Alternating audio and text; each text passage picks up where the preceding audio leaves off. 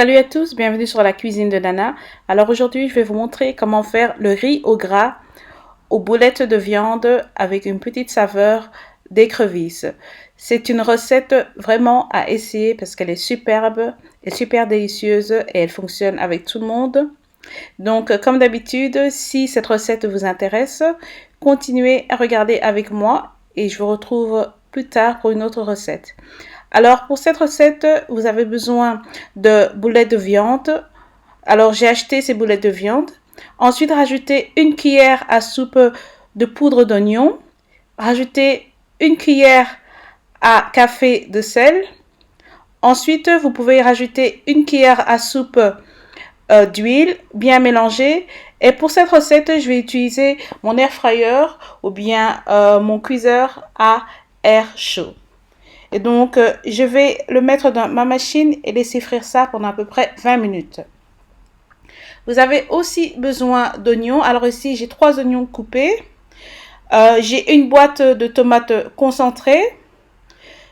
Pour les épices, j'ai une cuillère à café de curry, une cuillère à café de thym, 2 feuilles de laurier et une cuillère à café de paprika. Et bien sûr, pour faire cette recette, vous avez besoin de riz. Alors, j'ai du riz basmati, à peu près 2 kg, 2 kg et demi. J'ai ma sauce tomate faite maison avec 3 boîtes de tomates purées, un oignon, du gingembre et 5 gousses d'ail. Alors ici, vous pouvez voir que mes boulettes de viande sont bien frites, elles sont superbes. Je vais aussi rajouter 3 cuillères à soupe de poudre d'écrevisse ou de crevettes. Alors, dans votre casserole, mettez de l'huile, à peu près une demi-tasse, laissez chauffer.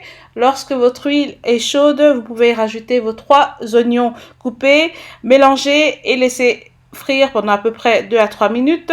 Ensuite, y rajouter votre boîte de tomates concentrées, bien mélanger et laisser cuire pendant à peu près 2 à 3 minutes jusqu'à ce que la tomate soit bien mélangée aux oignons. Ensuite, vous pouvez rajouter vos épices, celles dont je vous ai montré, donc thym, laurier, paprika, etc. Bien mélanger, laisser cuire 2 minutes et puis y rajouter votre sauce tomate faite maison. Ok?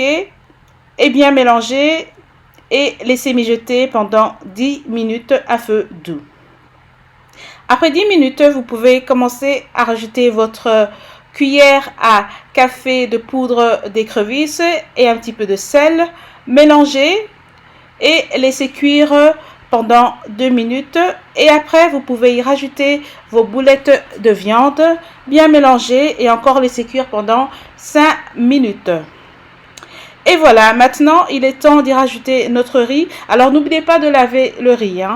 Rajoutez-le, mélangez le riz à la sauce et ensuite rajoutez de l'eau. Alors, pour la quantité d'eau à rajouter, vous savez, dans la cuisine africaine, c'est vraiment compliqué à donner les mesures exactes. Mais je vous dirais à peu près un demi-bol à un bol d'eau. Bien mélangé.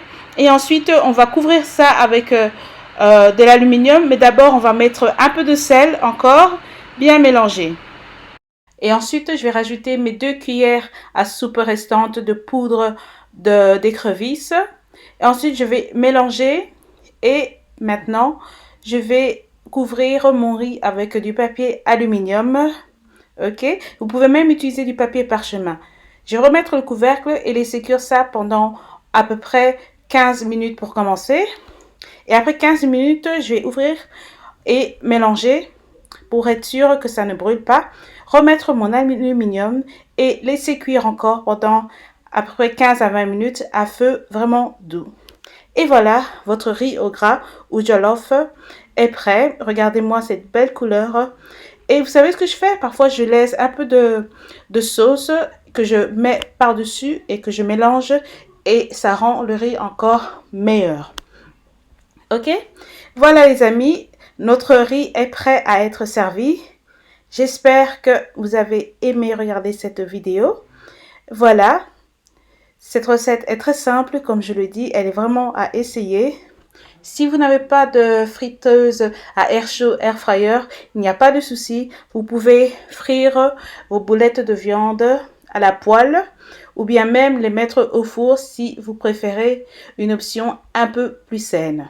Et donc voilà les amis, merci beaucoup d'avoir regardé cette recette, j'espère qu'elle vous a plu. Si elle vous a plu, laissez-moi des commentaires, laissez-moi des pouces vers le haut, invitez vos amis à venir regarder ma chaîne. Et voilà, merci beaucoup à tous, je vous souhaite de passer une excellente soirée. Et je vous retrouve très bientôt sur la cuisine de Nana pour une autre recette. Merci et au revoir.